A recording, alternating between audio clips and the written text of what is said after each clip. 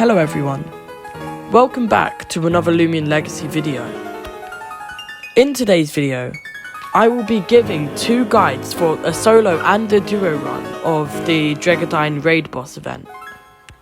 Do note that if you get RNG'd into absolute oblivion, the guide isn't liable for that. Both of these guides were made and practiced beforehand by me, as you can see in the background.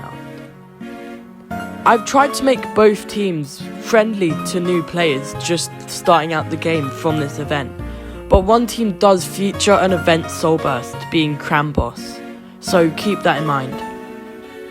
Now, without further ado, let's get on to the video.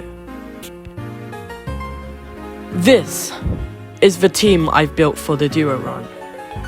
Do note that I only used Moriel, so Soulburst, Cramboss and Arthros are there just in case Moriel goes down, but it's mainly just Moriel and the 3 on player 2's team. However, do note that Soulburst Dakuda and Soulburst Cramboss can be interchangeable in both teams, but you need to keep Luxor and Plasmoth separate from Moriel, because you need Moriel and Luxor to lead. Do note that every turn in this battle isn't guaranteed to go away, so there's no direct turn order you're supposed to follow. However, I think this is the most consistent guide I've made. Despite not being able to guarantee it, the first 4 turns are probably the most clear of the battle.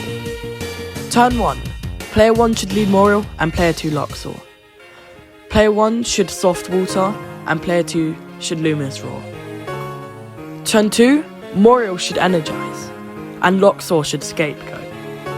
Turn 3, Moriel should energize again and Luxor should click scapegoat if it's broken again. However, if not, it should always click peace of mind.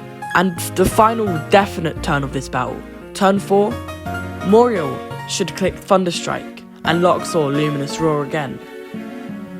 If your Luxor doesn't have a peace of mind boost, it should go down to egg onslaught here. However, if it does, or it has a scapegoat up, you should keep Luxor, and it should die on the next turn it uses Luminous Roar. Just a quick note, Luminous Roar is a light type move that disables other dark type moves for 3 turns, so you should always use it every 3 turns to completely stop Dreggodyne from clicking Egg Storm.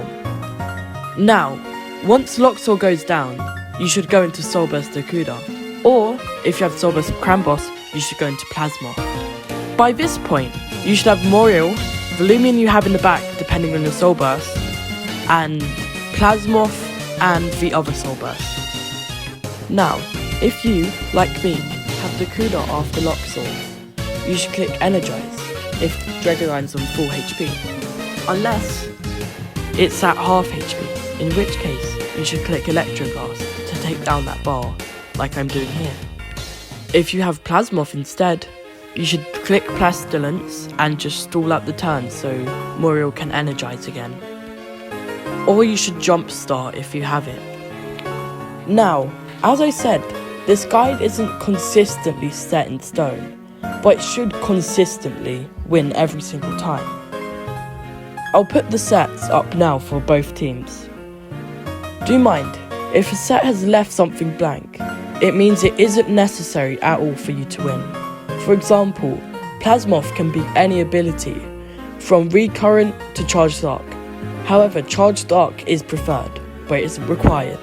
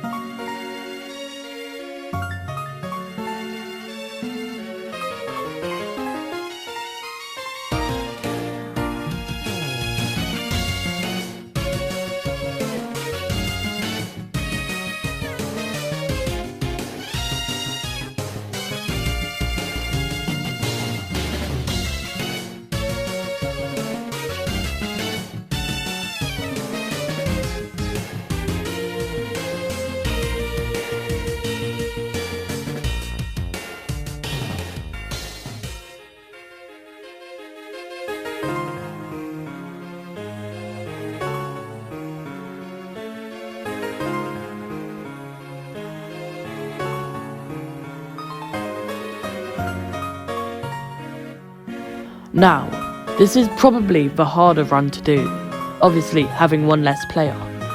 However, most strategies from the duo run apply here as well.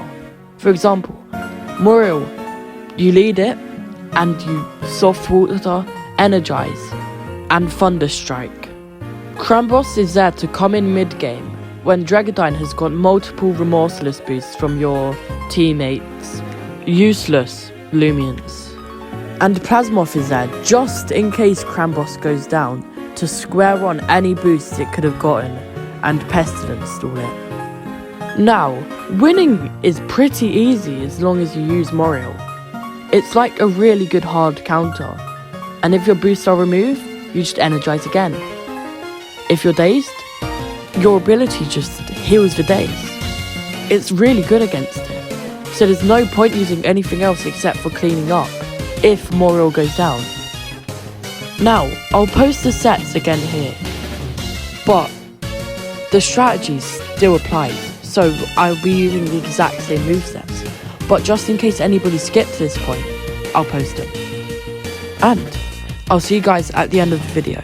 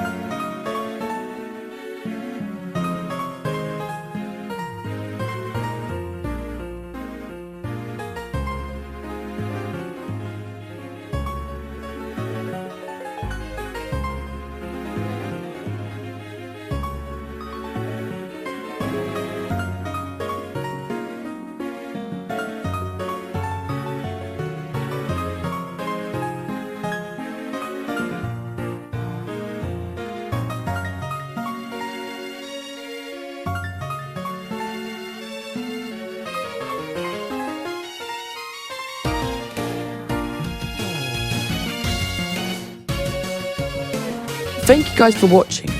I've been really enjoying starting to get into content creation, despite school have stopping me at this point, which is why my third video in the Tri-Threat series hasn't come out yet, and also because I really don't know how to format it, but that's something for me to figure out in the future.